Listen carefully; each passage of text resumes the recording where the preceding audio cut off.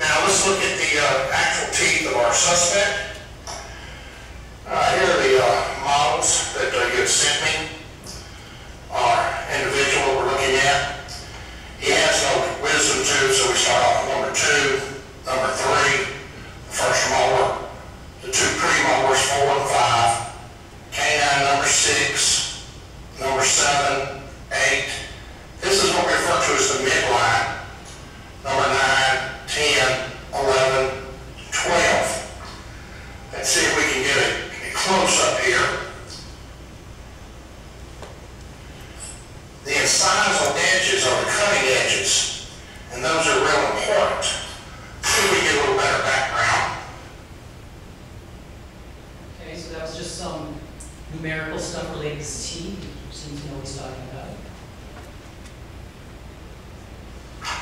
All right, here's our large blow-up of the injury pattern on the breast. This is the area made by the upper teeth. Down here, the lower teeth.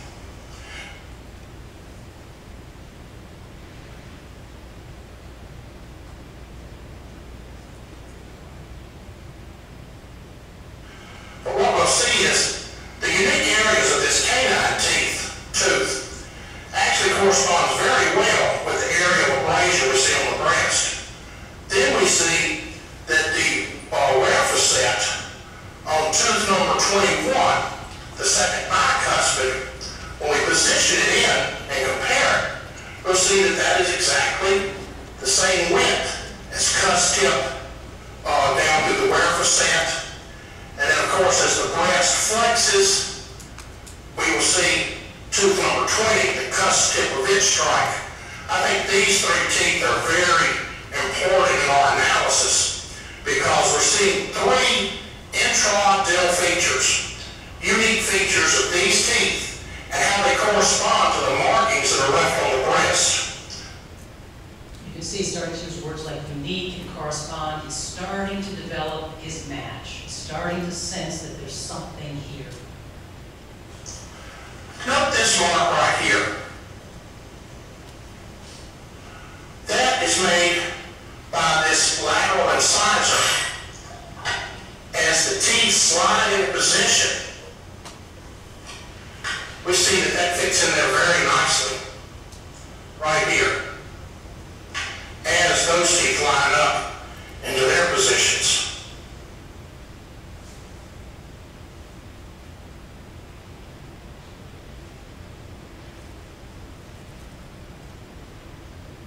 Here we see where the premolar contacts the tissue and slides down and contacts here at a dragging mark. When the teeth come into final closure and pinch, we will see the canine, the shape of that chevron, conforms with that mark very well.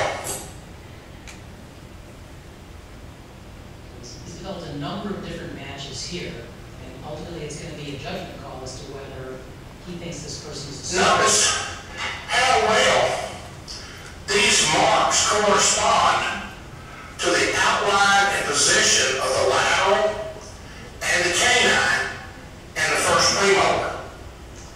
It's almost as if we're seeing a shadow effect. That's actually the image underneath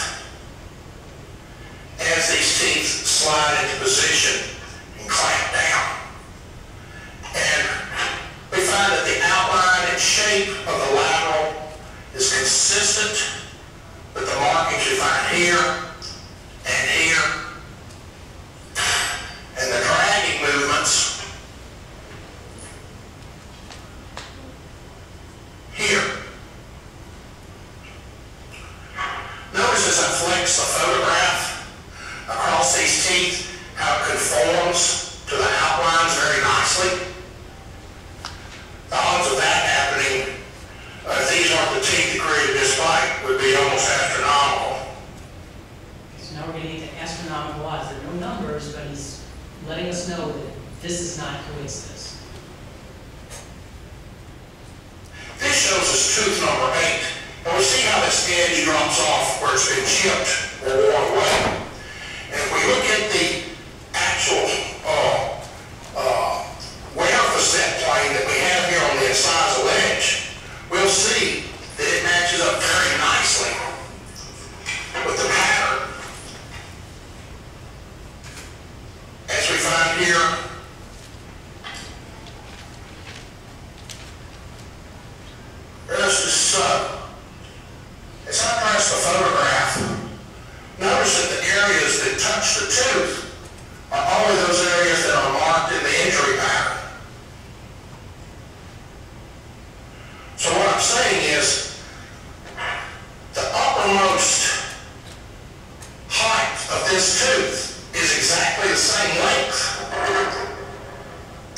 this abrasion area from this point over to here.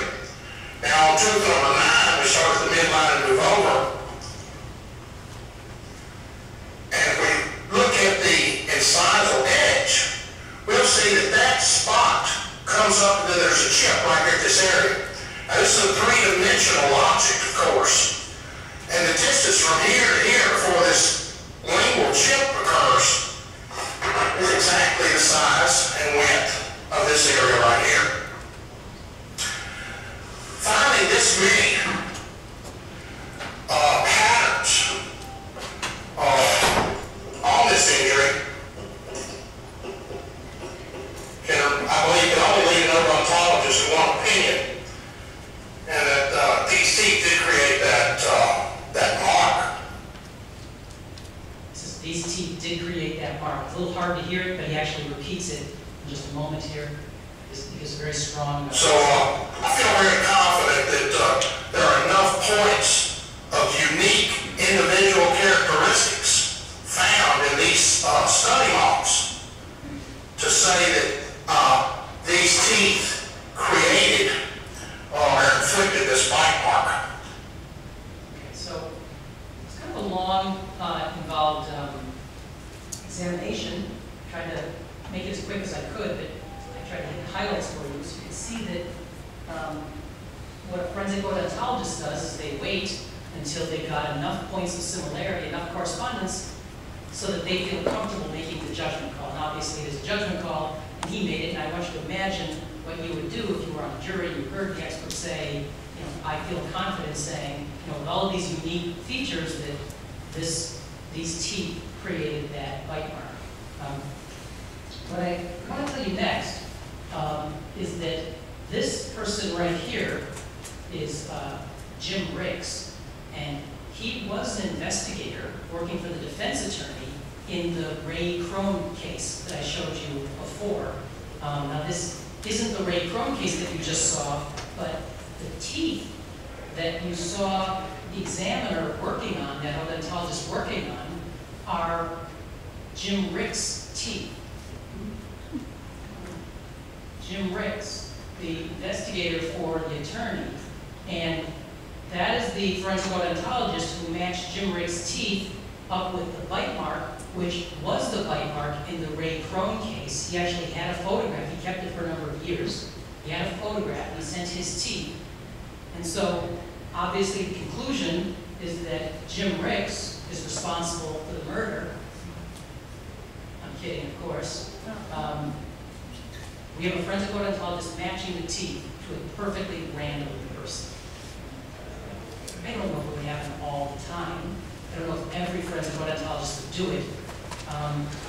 But I know the way forensic odontologists would explain this. The bad apple theory. He's just a bad apple. He's just a bad one. And to be fair, there was some indication that Michael West, the forensic odontologist, was a bad one. He'd been suspected for some time of being, finding matches that nobody else could find. But nevertheless, the fact that this could occur is really startling. I think it's really startling. And I think the bad apple theory is a dangerous one. Even if there are bad apples, what it prevents us from doing is looking holistically at the enterprise. Right? We can explain away all problems and that guy, well, that's Michael West, or that's Fred Zane, or that's Joyce Gilchrist. Right? I'm meaning people who are well-known and fraudulent forensic scientists. We're always going to have those, but that doesn't mean that therefore the system within which they work is acceptable. Right? It could be both. We have bad apples and we have a system that's not working as well as it should. The bad apple theory is still out there, but I honestly believe it was dealt a death blow a few years ago by this case, the case involving the Madrid train bomber, the alleged Madrid train bomber, Brandon Mayfield. I know some of you are pretty young, but you probably remember, maybe remember 2004, there were a series of explosions in Madrid at the various train stations. 191 people were killed, almost 2,000 people were injured.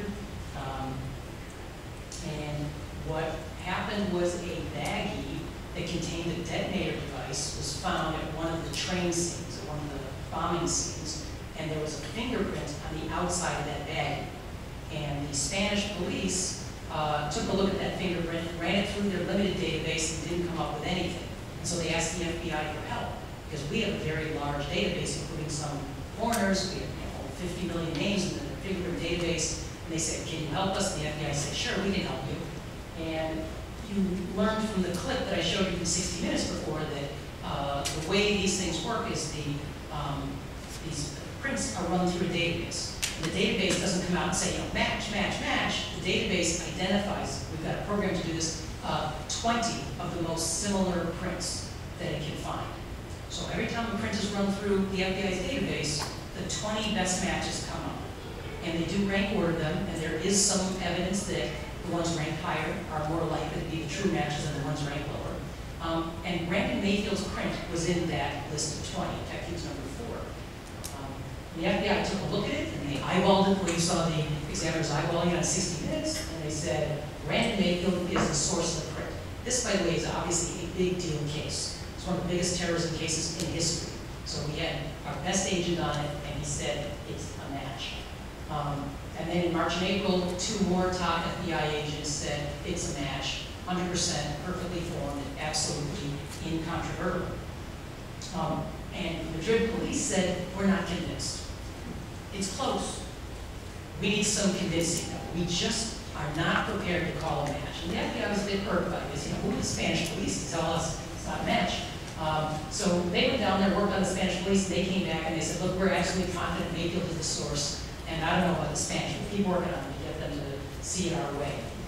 April 21, they met with them. Mayfield was finally arrested.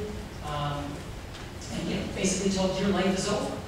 Like, your life's over. You are the Madrid train bomber. You're certainly going to be executed. We've got your prints. And Mayfield said, it's not me.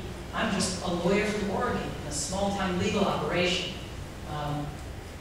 And they said, well, have you ever been out of the country? He said, no, you can check my passport. They checked his passport. He had